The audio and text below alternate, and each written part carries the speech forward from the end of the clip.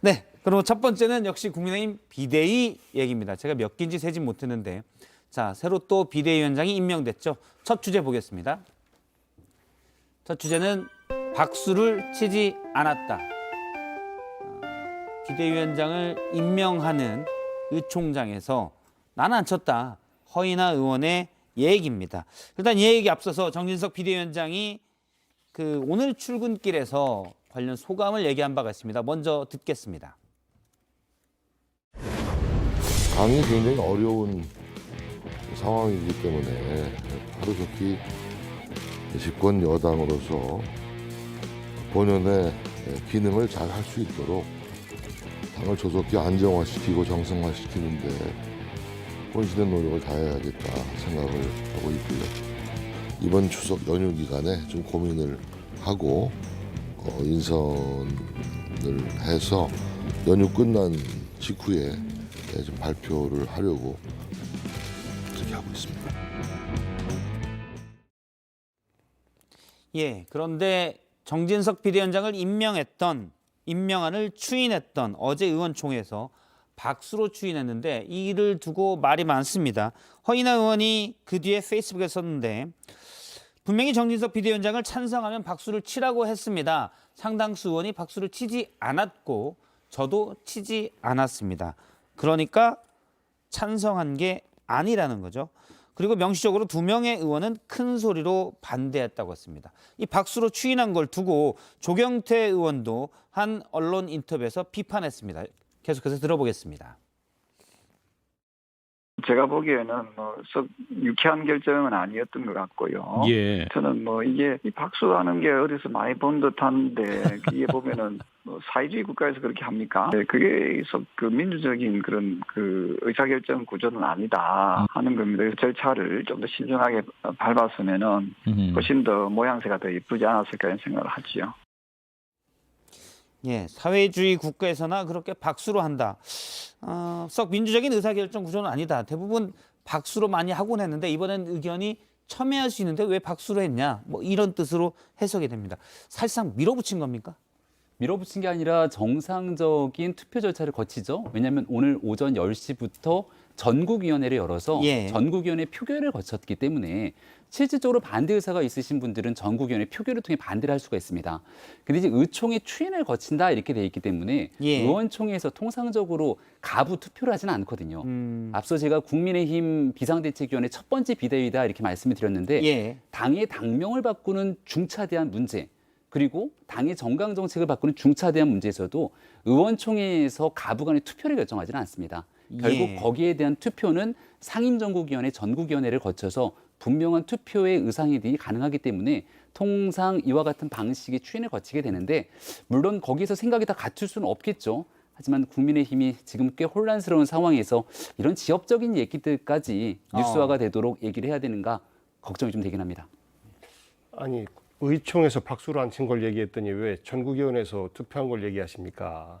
그러니까 의총에서 반대 목소리가 분명히 있음에도 불구하고 몰아붙이기식으로 일방 통과 의례를 치렀다라는 것이 이제 비판의 핵심이니까 조경태 의원, 허은하 의원 등 많은 의원들 그리고 현재 목소리를 안 내고 있는 많은 의원들이 새로운 두 번째 비대위에 대해서 우려를 하고 있어요. 이런 것들이 무시된 상태로 또 더더군다나 박주선 의원이 어제까지만 해도 유력한 비대위원장 후보로 거론되다가 결국은 돌고 돌아서 윤핵관의 큰형이 비대위원장을 맡는 이런 모습에 대해서 의원들 내에서 많은 반대 목소리들이 있었다라는 것들이 지금 나오고 있는 것이고 여기에 대해서 민주적 절차와 과정을 정당하게 밟지 않았다라는 지적에 대해서는 저는 좀 겸허하게 받아들이는 것이 좋지 않을까 싶습니다. 예. 글쎄요, 이렇게 첨예한 사안에 대해서 박수로 투표를 가름할 수 있을지 모르겠어요. 요새 보면은 국민의힘에서 박수를 진짜 좋아하는 것 같아요. 보면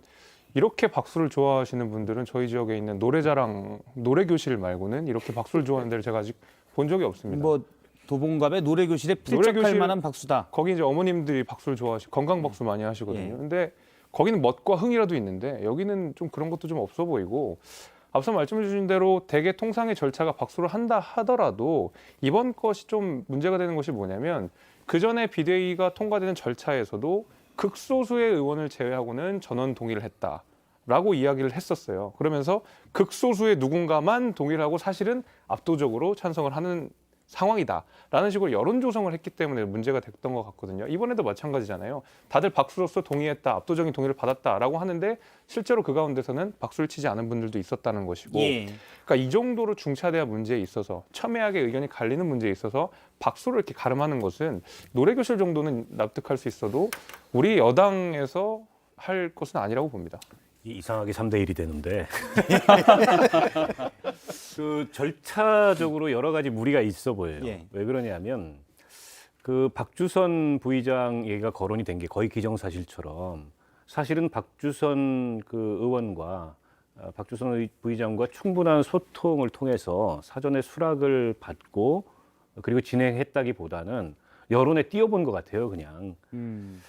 근데 저는 그것부터 좀 무리한 방식이라고 생각해요. 박주선 국회 부의장까지 지내신 분인데 사실 좀 불쾌할 만한 일이거든요. 본인에게 찾아와서 그리고 굉장히 박주선 그 부의장 입장에서는 부담스러운 제안입니다. 예. 그렇지 않겠습니까? 왜냐하면 저 당을 모르는데 이분은 어쨌든 민주당 계열 정당에서만 4선을 하신 분이고 본인 말로는 예전에 DJ의 적자라고 얘기했어요. 아니 그리고 국회 부의장까지 하셨으면 그만한 예우도 필요하고 굉장히 조심스럽게 접근을 해야 되는데 당사자에게 충분한 사전의 제안과 설명과 이런 거 없이 여론에 띄워보고 또 본인이 그러니까 고사했겠죠. 고사하니까 또 바꾸고 이거부터 전 좀 무리해 보이고 사실은 의원총회에서 뭐 투표나 표결을 하는 경우는 다른 당도 별로 없어요. 그 얘기는 왜 그러냐면 충분한 수기와 토론을 전제로 하기 때문에 그렇습니다. 근데 이게 과연 충분한 토론과 수기가 이루어진 건가? 지금 국민의힘의 내부 상황을 봤을 때 그렇지 않은 것 같아요. 그러니까 반대한 의견을 갖고 있는 의원들도 잘 말을 할 수 없는 이런 어떤 지금 예. 이 공기가 팽배한 거고 그 중에도 용기 있는 의원들은 뭐 김웅 의원처럼 반대를 하지만 그건 이제 박수 소리에 묻혀버리는 거잖아요. 그런데 이걸 두고서 과연 민주적 의사결정이라고 할 수 있느냐? 당의 의원들의 총의가 모였다고 할 수 있느냐? 물론 이제 전국위원회라는 표결 절차가 있지만 의총이라는 건 어쨌든 굉장히 그에 못지않게 중요한 절차인데 그런 충분한 토론과 수기 없이 이렇게 계속 이루어지는 것 자체가 계속 저는 좀 위태로워 보이고 어쨌든 민주적 정당성이라는 게 지금 법정 다툼을 하고 있는 과정에서 굉장히 예. 중요한 어떤 요소 중에 하나고 그리고 여론에 국민들이 보기에도 그렇단 말이에요. 그래서 결국 돌고 돌아서 다시 윤핵관이냐. 그런데 그 절차마저도 이렇게 별로 민주적이지 않다라는 거는 지금 국민의힘을 바라보는 그런 비판적인 여론을 불식시키기에는 좀 문제가 있어 보여요. 앞서 김웅 의원 얘기를 잠깐 다시 한번 볼까요? 김웅 의원 얘기가 지금 박원석 의원님 얘기할 때 나왔었는데요. 박수 치지 않은 의원들 많았다. 저 말고 명시적으로 반대의 뜻을 밝힌 분도 계신다. 우리 당은 박수의 힘이 아닙니다라고 얘기했고요. 근데 저기 김웅 의원 말고 명시적으로 반대의 뜻을 밝힌 분이 허은하 의원? 허은하 의원이죠. 예. 아닙니다. 다른 한 분 분도 더 있었어요. 또 있습니까? 네, 충북의 지역구를 가진 중진이 예. 반대한다 이렇게 얘기했는데 예. 그분이 공교롭게도 예. 정진석 비대위원장과 사돈 관계인 아 사돈인데 반대를 박덕흠 했다. 의원이 반대를 하셨다 그래서 저건 뭘까? 예. 그분의 반대의 진위는 뭘까? 굉장히 궁금해요 개인적으로. 사돈 고생하실까 봐서. 아 그런 건가요? 그럼요. 아, 선의로. 뭐 사돈과 사이가 안 좋거나 명절도 고생할까봐 앞뒀는데. 둘 중 하나겠죠. 예. 알겠습니다. 예, 저한테 말할 게 좀 더 주셔야 될 것 같습니다. 그러면 예, 제가 30% 정도 가중해서 드리겠습니다. 일단은 언론에 박주선 부의장을 띄웠다 이렇게 말씀을 주시는데 예. 언론에 뭔가 간을 보기 위해서 띄우는 것은 이렇게 텔레그램 문자 메시지를 쓱 이재명 대표처럼 공개해서 전쟁이다라고 얘기를 끝냈을 때 언론에 한번 띄워봤다라고 얘기를 하는 거고요.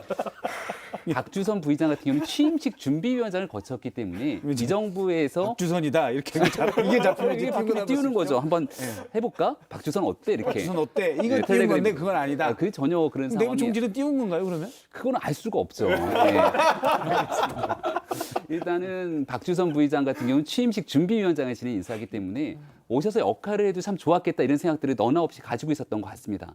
근데 보고 있는 상황처럼 당내에서 의견 조율이 다 안 돼요. 예. 그러면 당내에 장악력이 없을 경우 그 반대되는 의견들을 끌고 갈 수 있는 힘이 아마 박주선 부의장의 고민이었을 것 같다는 생각이 듭니다. 그러니까 지금은 누가 봐도 비대위원장 맡는 게 복귀왕 의원님께 맡긴다고 얘기를 하면 하고 싶겠습니까? 민주당의 상황이라 그러면 쉽지가 않을 겁니다. 민주당은 정상적으로 당 대표가 뽑혀있기 때문에 가정하에 대답은 하지 않겠습니다. 아니, 어떤 갑자기 국민의힘을 맡으라고 하면은 국민의힘으로 안 가요, 그죠? 그러니까 어떤 상황이든지 정치인들이 맡기 쉽지 않는 일 속에서 이준석 대표는 가처분 신청을 할 것이고 여기에 예. 대해서 당내 목소리까지 다 수렴해가면서 역할을 하려면 그동안 이제 이 일에 대해서 정권 교체에 가장 큰 역할을 했던 정진석 부의장이 독배라고 얘기하면서 본인이 역할을 일임할 수밖에 없었다 생각하고요. 두 번째 절차적 과정들을 계속 얘기를 하시는데 제가 이제 국민의힘의 정강정책 개정을 도맡아 갖고 위원장을 맡아서 하지 않았습니까? 그때도 마찬가지로 의총에 보고를 합니다. 당의 정강정책 강령을 바꾸는 일은 사실 지금 비대위 띄우는 것보다 훨씬 더 심각한 일이죠. 예. 왜 반대가 없겠습니까? 목소리들이 엄청나게 많이 나오죠. 하지만 그런 반대 목소리에도 불구하고 추인을 거치면서 가게 되는 건 전국이 상임정국위원회 의결 절차가 있기 때문에 가는 겁니다. 상임정국이 전국위원회에서 과연 어느 정도의 찬성이 나올지가 고민됐지만 압도적인 찬성이 나오기 시작하면서부터 힘을 받고 갔던 것인데 지금은 여러 비판적인 목소리 기조가 있다 보니까 작은 것 하나에도 꼬투리가 잡히는 예. 상황이거든요. 그리고 만약에 이분들이 나가서 얘기를 하고 있는 걸 누가 맞거나 모르겠는데 얼마든지 나가서 의총에 있었던 사실들 또 더 크게 얘기를 하고 있는 상황 아닙니까? 그러니까 민주주의의 소통의 과정에서 권성동 원내대표가 했던 말 한마디 때문에 박수의 힘이 이렇게 얘기하는 건 당내 스스로의 너무 조롱으로 나갔다. 가는 길이라고 생각하기 때문에 좀 그러면 이제 지양했으면 좋겠습니다. 저희가 의결 과정, 추인 과정에 대해서는 얘기를 좀 다 해봤고요. 그 다음에는 자 다시 친윤이냐, 친윤의 맏형인 정진석 국회 부의장이 다시 비대위원장을 맡는 게 과연 맞느냐 이 부분에 대해서 좀 얘기를 해보겠습니다. 남의 당이지만 복귀한 의원님 얘기부터 들어볼까요? 제 옆 지역구에 계신 분이라 지역구 충남 그죠? 접해 있거든요. 뭐 인통 아니 지금은 지역구가 없으시잖아요. 저요? 지역위원장이시죠. 아, 그렇습니다. 예. 뭐 국회의원은 딴 분이시지만 아 예. 예. 그 충청도에서는 아주 좋은 뭐 남자답기도 하고 좀 뭐 품도 좀 넓은 분인 것 같고 예. 그리고 선친 때부터 지역에서 정치를 해 오신 분인데 그럼에도 불구하고 사실 윤석열이 내가 만들었어라는 말씀을 노골적으로 그 전부터 크게 뭐 자랑하고 다니셨던 분이고 그리고 또 현재 국회 부의장이란 말이죠. 국회 부의장은 의장 고리시에 중립적으로 국회를 운영할 책임이 있는 분인데 한 당의 비대위원장을 하시면서 대표 아니겠습니까? 하시면서 국회를 과연 그렇게 중립적으로 운영할 수 있을까라는 우려가 되는 측면이 있어요. 이 두 가지가 전부 다 본인에게는 부담이고 국민의힘에게도 부담일 거예요.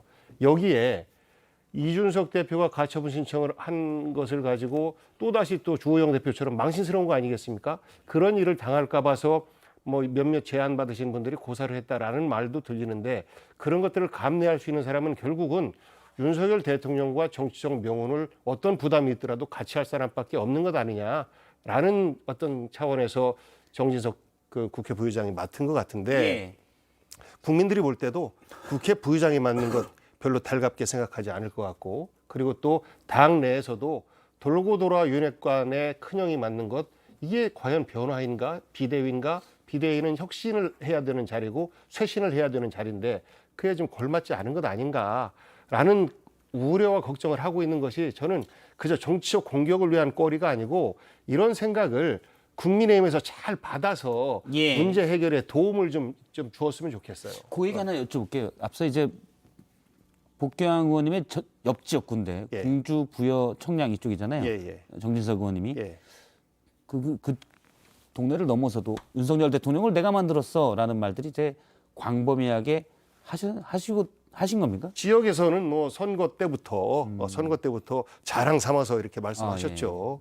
제일 앞장서서 말씀하셨고 아마도 윤석열 당시 후보를 가장 먼저 지지했던 정치인 중에 한 분이 아니실까 싶어요. 예. 네, 저는 이제 뭐 친윤계 인사 이런 문제는 어차피 지금 불가피한 상황인 것 같거든요. 그러니까 사실 그럼 중진 중에서 친윤 아닌 사람 누구냐를 뽑으면 그게 더 어려워요. 그런 의미에서 사실은 중진급의 어떤 당 대표를 맡을 수 있는 비대위원장의 무게를 견딜 수 있는 중진이라고 한다 그러면 사실은 친윤계 인사 이외에는 오히려 더 어렵다. 이제 여기에 대해서는 우리가 인정하고 갈 수밖에 없지만 그리고 정진석 그 부의장이 아마 그런 고민들 때문에 비대위원장을 수락했다고 생각은 하지만 문제가 되는 것은 국회 부의장이라는 자리 때문에 그렇죠. 근데 국회 부의장이라는 자리가 이번 기회에 저도 좀 찾아보니까 특별한 직책이 규정된 것이 없더라고요. 다 국회의장의 권한을 대행한다든지 직무를 대행한다든지 내지는 거리시의 뭐 보조 역할로서 이 정의가 되는 것인데 그렇다고 한다면 국회 부의장이라는 자리는 철저하게 국회의장의 반사체로서 작용을 해야 되는 것이라 그러면 국회의장의 가장 중요한 정치적 의무가 정책 중립이라고 했을 때 국회 부의장에게도 그런 의무가 자연스럽게 갈 수밖에 없다고 생각이 됩니다.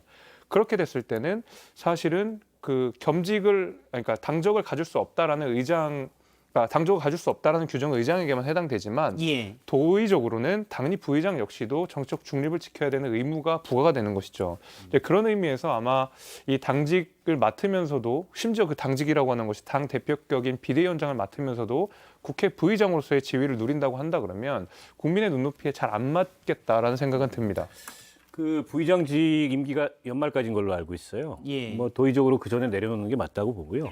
만약 부의장으로서 비대위원장을 하면서 부의장으로서 의장을 대신해서 사회권을 행사하려고 그러면 본회의를 아마 민주당 거부할 가능성이 좀 높다고 봐요. 그러니까 또 이게 불필요한 논란을 만들기 때문에 그거는 사임하시는 게 도리적 맞다. 근데 저는 이거보다 더 큰 문제가 사실은 윤핵관 문제라고 봐요. 왜 그러냐면 결국 대통령의 의중이나 지금 이 당에 이른바 이제 주류라고 할 수 있는 윤핵관들의 의지는 비록 그 임기가 제한돼 있는 아주 제한적인 역할을 하는 비대위원장이라도 우리가 통제 가능한 범위 밖에서는 절대 해서는 안 된다. 이 의지가 저는 확고하다고 봅니다. 예. 아니 중진 중에 하고자 하는 사람이 왜 없어요? 순든 분들이 있었잖아요. 조경태 의원도 뭐 대표적으로 하셨죠. 조경태 의원도 그렇고 이런저런 평에 올랐던 분들이 있어요. 뭐 그분들이 저는 못할 바도 아니라고 생각하는데 절대 안 시키지 않습니까? 결국 주호영 비대위원장에 대해서도 대통령실에서 아니라고 판단한 이유는 다시 한번 이제 권유도 받고 본인도 하실 의향이 아주 없었던 건 아닌 것 같은데 저는 용산의 뜻이 전달됐다고 보는데 이분은 좀 비대위원장을 오래 하시고 싶었거든요. 예. 그래서 혁신관리형 비대위라는 네이밍도 스스로 하셨고 근데 그냥 전당대회 준비만 해. 지금 비대위원장은 그 이외에 딴 생각하지 마. 저는 약간의 이제 이준석 학습 효과도 있는 것 같아요. 괜히 이게 엉뚱하게 딴 생각했다가는 또 다른 어떤 이 자중질환을 맞을 수 있기 때문에 차질 없이 어쨌든 부여한 미션을 수행할 수 있는 사람이 해야 된다. 그렇게 따지고 보면 몇이나 있겠습니까? 결국 돌고 돌아 다시 윤핵관인 거죠. 저는 이게 문제인 것 같아요. 이렇게 이제 당을 운영하다 보면 뭐 잘 되면 모르겠는데 지금 당장에 가처분이라는 또 하나의 허들이 예. 놓여 있고 가처분을 넘어도 과연 지금 돌고 돌아 윤핵관 이런 모습을 여론이나 국민들이 어떻게 받아들일까? 그래서 지지율 만회 안 되고 대통령 국정수행 동력 안 생기고 이러면 이제 어떻게 되느냐? 그런 면에서 저는 굉장히 근시안적이다. 지금 이런 예. 모습들이 그밖에 안 보입니다. 이 점을 잠깐 보겠습니다. 지금 말씀하신 것처럼 이준석 전 대표가 또 가처분 신청을 할 수 있다 이런 얘기가 있었는데요. 일단 이 전 대표가 페이스북에 올린 어제 한 밈이라고 하죠. 많이 돌고 도는 걸 올렸는데 저렇게 개 사진을 개 사진 하면 좀 이렇게 리듬이 안 맞아서 개 사진을 올렸고요. 앞뒤로 근데 지금 밑에 나온 얘기는 그렇습니다. 인간의 욕심은 끝이 없고 같은 실수를 반복한다. 요 밈이 좀 유행하는 밈이라고 해요. 이게 무슨 의미일까요? 이게 이제 시박연이라는데 네. 시박연. 발음이 좀 그렇죠. 시박연. 예, 시박연입니다. 예, 예. 그리고 그러니까 이준석 전 대표 입장에서는 페이스북에 글 쓰고 여러 가지 비유를 통해서 다소 조롱 섞인 이 공세를 펼치는 것을 본인 정치의 주특기로 삼고 있는 것 아닌가 이런 생각이 들기도 합니다. 예. 정진석 부의장이랑은 상당히 불편한 관계가 몇 번 연출이 됐기 사이가 때문에 좋진 않죠. 네, 박주선 부의장 얘기가 나왔을 때만 해도 좋은 분입니다. 모셔오십시오. 가처분을 합니다. 요 정도 톤이었는데 톤이 한 톤 좀 올라가는 게 아닌가라는 생각이 들고요. 근데 여기 같은 실수를 반복한다 뭐 이런 얘기를 가지고 가처분 한번 인용됐는데 또 가처분 인용되려고 그래?라고 하는 것처럼 보이지만 또 문득 역으로 생각해 보면 대통령 선거 기간에 한 번 당무를 거부해서 나갔다가 다시 돌아왔다가 또 다시 나가서 당무를 거부했다가 그리고 나서 나중에 또 다시 이 국민의힘 당대표로 지내는 기간 동안 여러 차례 문제를 일으켰던 일들이 반복되는 일들까지도 생각이 나긴 합니다. 지금 그러니까 이게 김병민 전 비대위원님 말씀은 이준석 이건 전 대표. 반사다. 그러니까 얼마든지 이준석 전 대표가 다른 사람을 향해서 비판의 메시지를 던지는 게 그대로 부메랑처럼 돌고 돌아서 본인에게 제기될 수도 있거든요. 왜냐면 이 대표가 늘 하는 말이 그렇습니다. 부메랑처럼 돌아온다고. 예. 그 내용에 대해서도 한 번쯤 고민해 볼 필요가 있다는 얘기도 드립니다. 부메랑이 될 수 있겠죠. 그런데 현재 이준석 대표는 그야말로 궁지에 몰린 상황이기 때문에 어떠한 행위를 해서라도 정치적으로 자기의 생명을 연장시키거나 공간을 만들기 위해서 노력하는 중인데 이번에 박주선 의원 같은 경우는 가처분은 하나 그래도 본인이 생각하는 정당, 동진 정책을 성공적으로 수행해야 될 국민의힘 이런 방향에서는 옳다라는 뜻을 밝힌 건데 서진 정책이요. 네, 서진 정책 예. 동서남북이 헷갈립니다. 지금. 이 개사진은요 그 전에 우크라이나 갔을 때 그 정진석 의자 부의장과 공방이 생기면서 예. 정진석 부의장의 선배의 충고를 개소리로 이런 얘기를 했지 않습니까? 그에 대한 대꾸예요. 그러면서 작은 개사진과 큰 개사진을 하면서 똑같은 실수를 반복한다. 첫 번째 비대위 잘못된 거고 두 번째 비대위 또 잘못될 거다라는 어떤 비유를 같이 한 것인데 저는 이런 이준석 대표의 이런 조롱과 비아냥이 끝내는 당신에게 부메랑이 될 거다라고 생각하면 저는 끝내 국민의힘에서 이 함정에서 못 빠져나온다고 생각해요. 근데 여기서 약간 다른 얘기인데요. 이 시박연 사진을 이준석 대표가 올린 것을 보고 반응이 두 가지로 나뉘어요. 되게 젊은 세대는 이 내용이 다 뭔지 알거든요. 근데 약간 기성세대 같은 경우에 이 사진을 해석하기 시작하거든요. 지금처럼 이렇게 뭐 개소리를 치부했다 이렇게 연결을 시키고 사실 시박연의 이 내용을 보게 되면 그러면서 나를 나이 먹은 사람으로 딱 뭐라고 저는 꼭 그랬던 것은 아닙니다. 꼭 그러지 마요. 그러니까 인간의 욕심은 끝이 없고 같은 실수를 반복한다. 문장만 보면 굉장히 다큐거든요. 예. 근데 사진 시박연이 등장하는 순간 이거는 젊은 세대 누구나가 이해할 수 있는 밈이 되는 거예요. 예. 그래서 지금 제가 이 사진을 보고 나도 이해했어요. 양극단으로 아니 또 이렇게 옛날 얘기가 이렇게 붙이시면서 지금 사진 나오고 있는데 앞서 복경원님 말씀에 큰 개와 작은 개 말씀하시는 거 보고 사진과 작은 게 사진 말씀하실 때 제가 가만 보다가 이거 같은 게를 가까이서 찍은 멀리서 찍은 거 아닌가라는 생각을 잠깐 제가 했습니다. 복경원님께서는 이 밈을 잘 이해하지 못하고 계시는구나를 하나 깨달으면서 이준석 대표의 메시지가 지금 사실은 그 젊은 세대, 이준석 대표를 지지하는 젊은 세대, 특히 온라인을 중심으로 한 이준석 대표의 강한 지지층들에게 계속 호소하는 메시지라고 생각이 돼요. 왜냐하면 이것이 기사로 나간다고 했을 때 이준석 대표가 인간의 욕심은 끝이 없고 같은 실수를 반복한다고 말했다라고 하면 굉장히 다큐인데 예. 이 사진 딱 들어가는 순간 이걸 보는 20대, 30대는 되게 재밌게 받아들이거든요. 재밌게 받아들이면서 메시지는 같은 거 아니에요? 예를 들어서 뭐 정진석 비대위원장의 욕심은 끝이 없어라. 근데 뭐 이런 굉장히 거. 다큐로 접근하는 것과 가볍게 소비되기 접근하는 거. 예, 소비되기 쉽고 바이럴이 되기 좋고 유쾌하게 접근할 수 있게 하는 네. 방식이 타깃이 다르다는 근데 거죠. 이소에는 분명히 개소리라고 하는 것을 돌려준 뜻이 있어요.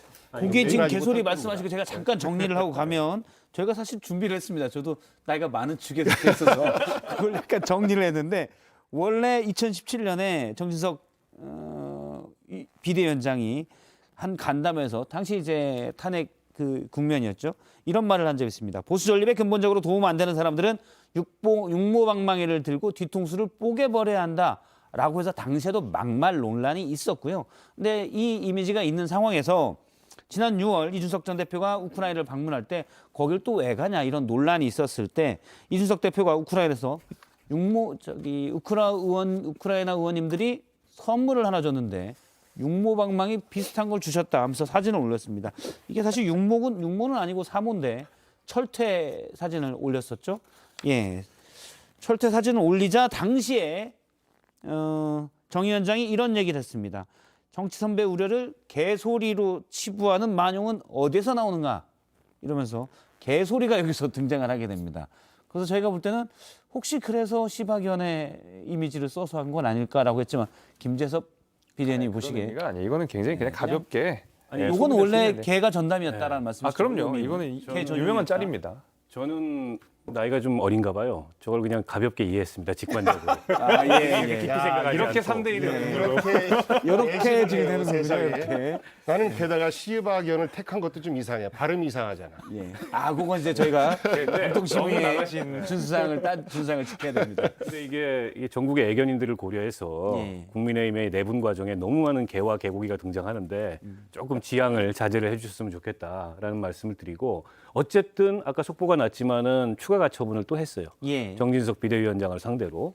그리고 비대위원을 선임하게 되면 그 비대위원 전체를 상대로 아마 또 추가 가처분을 낼 거예요. 그러니까 이게 네버엔딩 스토리예요. 그런데다가 지난번 14일 날 지난번 냈던 14일 날 심의한다는 그 가처분을 어떻게 할지 모르겠어요, 법원이. 이미 그 비대위는 지금 없어졌기 때문에 그럼에도 불구하고 그 비대위에 어쨌든 효력을 다투는 그 가처분을 심리를 해서 결과를 내올지 아니면 뭐 병합해가지고 오늘 추가로 낸 가처분하고 심리를 할지 모르겠는데 여전히 저는 국민의힘 상황이 비대위를 그 사이에 2번이나 만들었지만 제자리 걸음을 하는 것 같아요. 게다가 만약에 저 가처분이 추가로 낸 게 인용이 된다. 저는 인용될 가능성을 여전히 배제하기 어렵다고 봅니다. 왜냐하면 법원도 정치적 부담을 굉장히 크게 느끼겠지만 정치적 부담을 논외로 하고 일종의 이제 법리적으로만 본다면 제가 이 전문가는 아니지만 사실은 지난번 판단하고 달리 판단할 이유가 없어요. 비상 상황이 아니다. 그리고 당원들의 총의로 또 국민들의 총의로 선출된 전당대회에서 당대표를 하위 기구의 결정으로 이렇게 회복할 수 없이 지위를 박탈하는 것은 잘못됐다. 그 이전 상황으로 돌리라고 했는데 그 이전 상황으로 안 돌렸습니다. 오히려 당원을 바꿔가지고 소급 적용을 해버렸어요. 과연 이걸 정당하다고 받아들일까? 만약에 또 한 번 인용이 된다면 그 상황의 정치적 책임은 누가 지느냐? 그리고 도대체 국민의힘은 어떻게 되는 거냐? 그런 면에서 지난 의총할 때 중진들 여럿이 걱정을 했잖아요. 예. 그러지 말고 당의 운명을 저 법원의 결정에 맡기지 말고 정치로 해결해야 된다. 지금 문제는 국민의힘 그 내부 상황도 그렇고 여야 관계도 비슷한데 정치가 없어요. 전부 다 법원에 가서 수사하고 뭐 가처분하고 법률적으로 심리받고 이렇게 정치가 없는 상황에서 어떻게 예. 현 정부의 국정 운영이 성과를 낼 수가 있겠어요. 혹시 네. 앞서 이제 시박위원이나 여러 가지 여러 가지 얘기들, 예. 육모방망이 등등. 개소리에 대한 이런 부분에 대해서 의견이 혹시 있으시면 이런 얘기 좀 그만해야 되고요. 이 얘기는 네. 사실은 그러니까 여기서 복귀한 의원님하고 제 생각은 요거는 개소리로 치부한 데에 대한 반대로 이렇게 나온 거다. 근데 이제 세 분 의견은 박원석 의원님이 그쪽에 끼시는 게 조금 못마땅하지만 어쨌든 세 분 의견은 이건 그냥 밈이다. 이런 식의 해석이 가다 보면 이제 민주당 입장에서는 개 동공을 확대하기 시작할 겁니다. 예. 옛날에 나왔던 토리 동공 확대처럼. 그러니까 이렇게 많은 내용들에 대한 해석들까지 나와서 지금 국민의힘의 상황이 조롱되는 거 저는 매우 좀 마음이 쓰리기 때문에 말을 아끼고 싶고요. 걔는 아무런 죄가 없다. 그럼요. 이 이쁜 강아지를 정치의 소재로 활용하지 않았으면 좋겠다. 예. 그리고 이 육모방망이 얘기가 나왔을 때도 우크라이나 갔다 오고 나서 아직도 전쟁 중인 나라고 뭔가 도움을 주기 위해서 갔다 왔는데 전쟁 한복판에서 국내 정치에 선배 정치인을 조롱하듯이 올린 글이 맞거든요. 사실상. 그래서 뭔가 하나의 정치에 책임을 갖고 있는 인사들이라면 이걸 예. 갖고 자신의 메시지를 발신하는 것도 중요한데 그 일에 좀 집중하는 게 좋겠다. 그래서 제가 이준석 대표에게 늘 하고 싶은 말은 가처분이 인용되면 잠적할 것이라고 라디오에서 얘기했던 이준석 대표의 말이 생생합니다. 그런데 지금 계속 활동하고 인터뷰하고 SNS 글을 쓰고 있잖아요. 계속 그런다. 네, 내용들이 좀 정리가 돼서 최종적인 법적 판단을 받을 때까지 이 전 대표의 말을 좀 지켰으면 좋겠습니다. 알겠습니다. 저희가 이준석 전 대표 페이스북 또 하나 볼 게 있는데요. 그 전에 오늘 윤석열 대통령이 정치 현안에 대한 질문이 있었는데요. 여기서는 약간 거리를 두었습니다. 오늘 출근길 발언 들어보겠습니다. 이제 이재석 대표 같은 경우는 결자 해지란 말씀에서 대통령과 전 대표의 갈등 본인이 직접 푸셔야 한다 이런 얘기도 하고 있는데 제가 지금 다른 정치인들이 무슨 말을 하고 그 말의 의미가 뭔지를 생각할 만큼 그런 마음의 여유가 없습니다. 오로지 제 머릿속에는 어려운 이런 글로벌 경제 위기와 또 우리가 입은 이런 재난에 대해서 국민들을 어떻게 살필 것인지 그거 이외에는 다른 생각을 근자에 해본 적이 없습니다. 죄송합니다. 예, 정치 현안에 대해서 별로 생각해 본 적이 없다. 질문이 이제 이준석 전 대표의 문제 결자해지 뭐 이런 거 화해하는 의견 이런 걸 얘기를 해보니까 생각해 본 적이 없다라고 했습니다. 계속 당내 현안과는 좀 거리를 두는 모습이에요. 이 가운데서 죄송합니다만 맞는 말씀 같아요. 죄송합니다. 글로벌 경제 위기와가 아니라 글로벌 경제 위기에 따른 국내 경제 문제를 해결하는데로 해야지 말이 맞는 것이고 오로지 이번 재난에 대해서 물론 이번 재난에 대해서 모든 기관이 함께 다 노력했고 예. 대통령도 노력했습니다. 그런데 여전히 우리 국민들은 지금 국민의힘 사태가 윤석열 대통령이 싫어하는 이준석 대표, 윤석열 대통령에게 계속해서 맞서는 이준석 대표를 대통령이 싫어하기 때문에 그 윤핵관을 비롯한 이 세력들이 이준석 쳐내는 과정이고 그리고 지금까지 국민의힘의 여러 가지 비상 상황을 수습해가는 과정에서 윤석열 대통령이 한 번도 빠진 적이 없었다라는 것을 다 알고 있는데 이렇게 말씀하시는 것은 누가 봐도 거짓말이죠.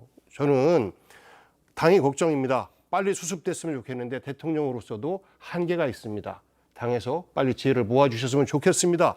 라는 말이 오히려 솔직한 말이죠. 그런데 이건 너무 좀 죄송합니다. 뻔뻔한 거짓말입니다. 뭐, 예, 거짓말 같아요. 제가 보기에도. 뭐, 체리따봉 나왔을 때부터 다른 정치인의 발언 한마디에 대해서 신경을 쓰고 있는 거죠. 특히 이준석 대표가 얘기한 거에 대해서 내부 총질하는 당대표, 이런 평가까지 갖고 있고, 그리고 또 코멘트까지 한 거지 않습니까? 대통령은 정치인이에요. 정치를 초월해서 존재하는 사람이 아닙니다. 근데 대한민국 대통령들은 비단 윤 대통령뿐만이 아니고 대통령만 되면 정치를 초월해서 뭔가 초월적으로 존재하는 분처럼 얘기를 하시는데 잘못됐고요. 다른 정치인들이 뭐라고 얘기하는지 신경을 써야죠. 그게 대통령의 주요한 사실 역할이고 과업입니다. 근데 그거에 신경 안 쓰고 마치 매우 고상한 그런 국가적인 일들에만 나는 신경을 쓴다라는 것 자체는 대통령 스스로가 정치인이라는 것을 망각하는 그런 발언이고, 물론 사실도 아니고요. 예. 사실 이 국민의힘의 위기가 이렇게 확대되는 과정에서 한 3사람 정도의 이 원인 제공자를 꼽으라면 그 중에 한 명이 대통령 아닙니까? 근데 저렇게 말씀을 하신다는 것은 아주 고의적인 유체 이탈 화법을 쓰는 건데 국민들이 믿지도 않아요. 예. 저렇게 말씀 안 하셨으면 좋겠어요. 대통령에 대한 발언들을 굉장히 좀 비판적으로 얘기를 했는데, 윤 대통령이 어떤 얘기든지 간에 이준석 전 대표의 말에 한마디 두 마디 얹기 시작하면 그 내용이 더 커져서 아마 비판의 강도들은 훨씬 더 높아질 겁니다. 그리고 실질적으로 태풍이 불어서 많은 인명피해가 났던 상황들 아니겠습니까?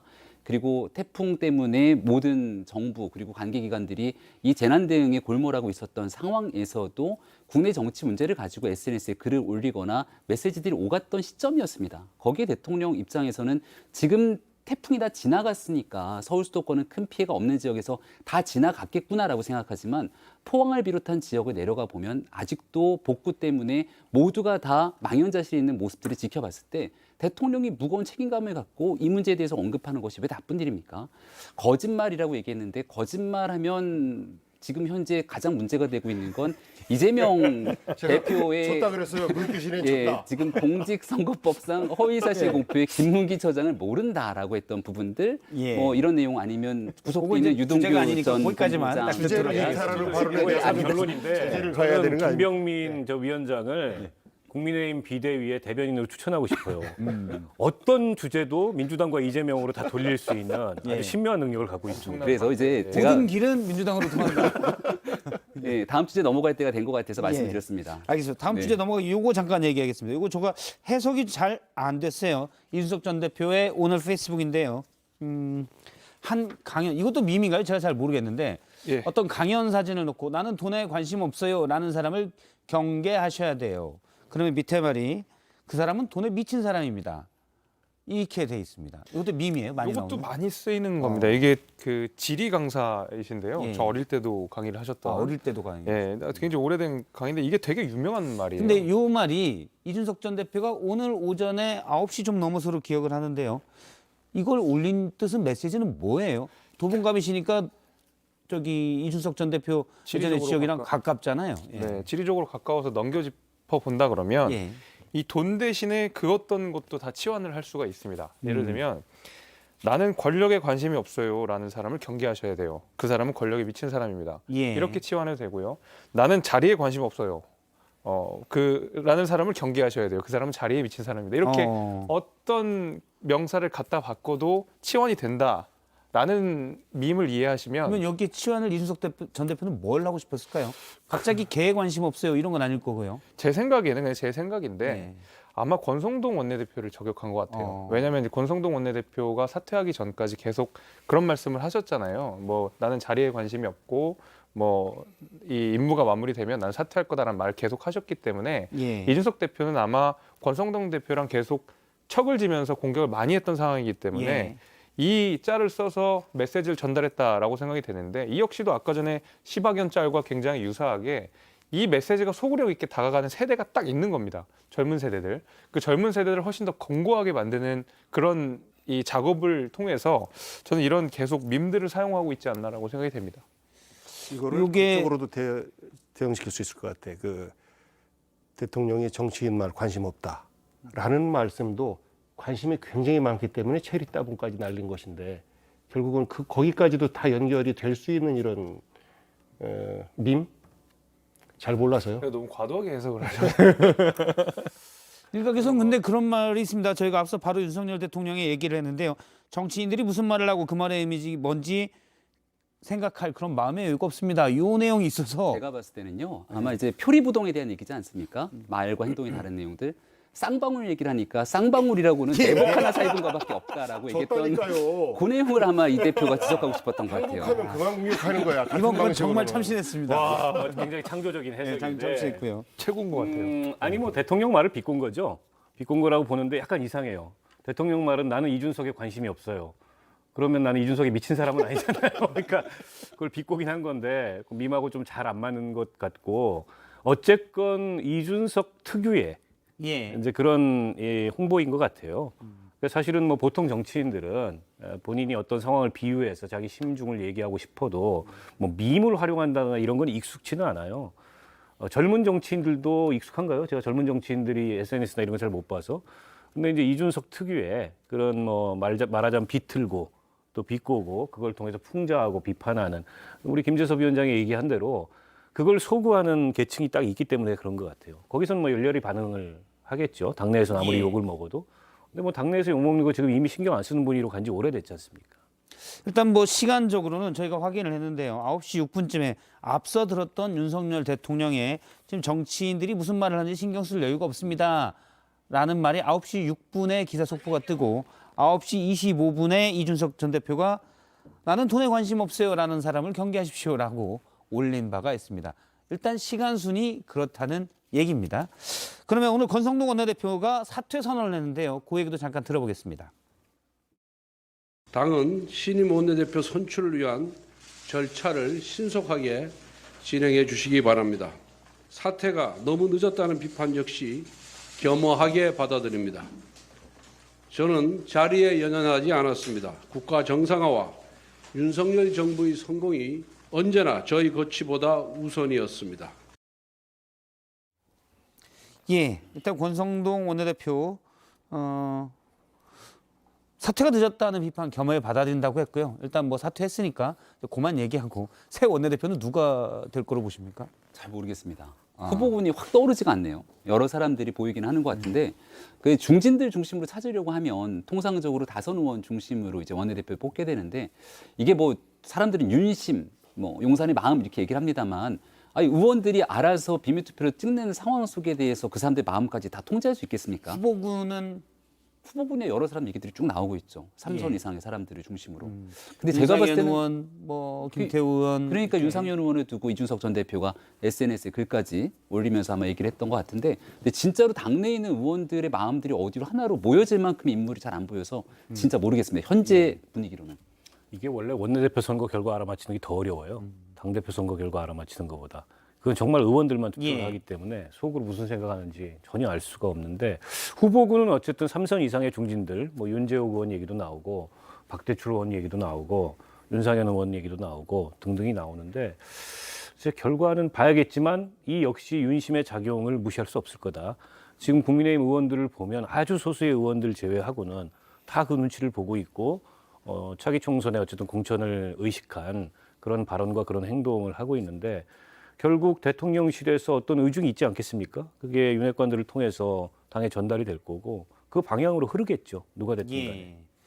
알겠습니다. 혹시 뭐 예측 지난번에 원내대표 경쟁을 했던 조혜진 의원이 원내대표가 된다면 아마도 수습을 하는 데 있어서 가장 적임자는 될 것 같은데 문제는 이분이 친윤이 아니기 때문에 불가능할 것 같아요.